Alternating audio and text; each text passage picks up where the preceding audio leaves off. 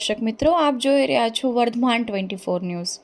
વર્ધમાન 24 ન્યૂઝને સબસ્ક્રાઇબ કરો, લાઇક અને શેર કરો. લખતર કૃષ્ણનગરમાં પહેલા વરસાદના તોફાની પવનમાં પતરા ઉડતા અફડાતફડી મચી. પતરાના લીધે પીજીવીસીએલના કેબલ કપાઈ ગયો. સદભાગ્યે કોઈ જાનહાનિ ઇજાગ્રસ્ત નહીં.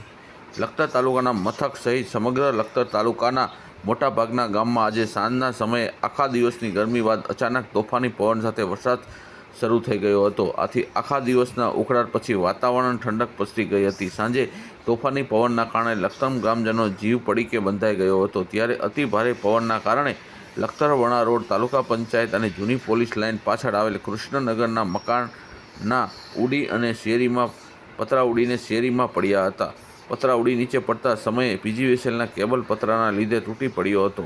આના કારણે સમગ્ર ગામમાં પાવર બંધ કરવાની ફરજ પડી હતી. આ બાબતની જાણ લખતર પીજીવીસીએલના લાઇનમેન રાજુભાઈ કટારાને થતાં તેઓ તુરંત ઘટના સ્થળે પહોંચી ગયા હતા અને તાત્કાલિક ધોરણે પીજીવીસીએલ કપાઈ ગયેલ કેબલ રિપેર કરી લખતર ગામને ફરી શરૂ કરાવ્યો હતો.